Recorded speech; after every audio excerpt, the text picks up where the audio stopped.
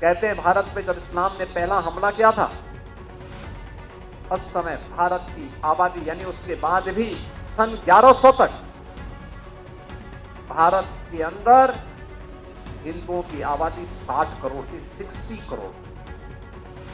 और 1947 में जब ये देश आजाद हुआ, उस समय हिंदुओं की आबादी रह गई थी मात्र 30 करोड़। आप मुझे बताइए, इन 800-900 वर्षों में हमारी आबादी बढ़नी चाहिए थी कि कम होनी चाहिए थी? उत्तर प्रदेश के मुख्यमंत्री योगी आदित्यनाथ का एक बड़ा बयान सामने आया है। उन्होंने हिंदू पॉपुलेशन पर एक ऐसा बयान दिया जो चर्चा का विषय बन गया है। योगी ने कहा, जब इस्लाम ने भारत पर आक्रमण किया था, उस समय और उसके बाद भी वर्ष 1100 तक भारत में हिंदुओं की आबादी 60 करोड़ थी और जब 1947 में देश को आजादी मिली, तब हिंदुओं की आबादी केवल 30 करोड़ रह गई। बताइए, इन 800 से 900 सालों में हमारी आबादी बढ़नी चाहिए थी या घटनी चाहिए थी? योगी का ये बयान आइए आपको सुनवाते हैं। मंत्री जी नेचुरल फार्मिंग कह रहे हैं, जिसके लिए सुभाष पालेकर जी कहते हैं जीरो बजट खेती। ये जीरो बजट खेती ही हमारा अन्नदाता किसान इस देश के अंदर करता था। ये वही खेती थी, गाय का गोबर, गाय का मूत्र, गाय से जुड़े हुए उत्पाद, गाय का खुर उस धरती को मुलायम भी करता था, उसकी उर्वरता को भी बनाता था। परिणाम क्या होता था? खूब अन्न उत्पादन होता था, खूब अन्न उत्पादन होता था, धन धान्य से परिपूर्ण था। कहते हैं भारत पे जब इस्लाम ने पहला हमला किया था, उस समय भारत की आबादी यानी उसके बाद भी सन 1100 तक भारत के अंदर हिंदुओं की आबादी 60 करोड़ थी, 60 करोड़। और 1947 में जब ये देश आजाद हुआ, उस समय हिंदुओं की आबादी रह गई थी मात्र 30 करोड़। आप मुझे बताइए, इन 800-900 वर्षों में हमारी आबादी बढ़नी चाहिए थी कि कम होनी चाहिए थी? कम हुई।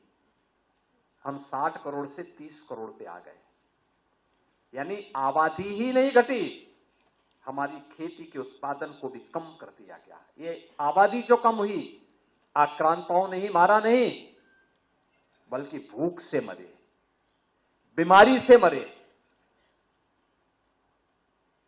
तमाम अन्य प्रकार की यातनाओं से मरे। विदेशी दास्ता ऐसे ही होती है। इस देश पे वही किया गया, इस देश पर अत्याचार किया गया, उसका शोषण किया गया। और जिस भारत में 300 वर्ष पहले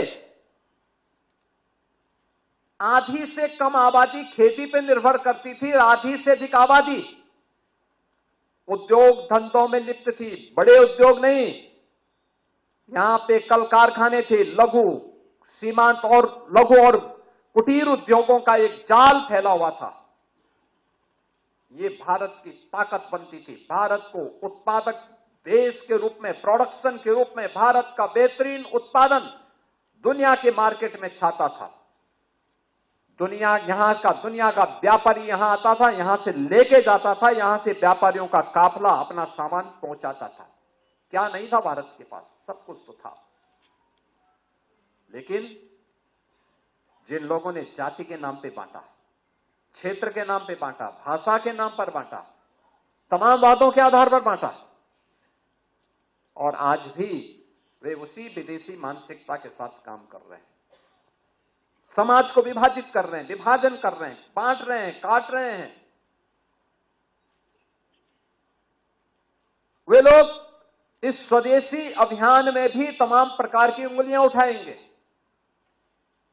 लेकिन प्रधानमंत्री जी का जो कहना है कि हम जो भी भारत के श्रमिकों के श्रम से बना हो, हमारे युवाओं की प्रतिभा से आगे बढ़ाओ, वह कोई भी उत्पादक जो भारत की धरती पर भारत के उद्यमी, भारत के व्यापारी, भारत के श्रमिक, भारत के युवा, इन सबके सामूहिक प्रयास से आया है, उस पूरे उत्पाद को स्वदेशी मान करके उसके लिए हमें एक एक व्यक्ति को तैयार करना है और उसी को खरीदने के लिए लोगों को कहना है।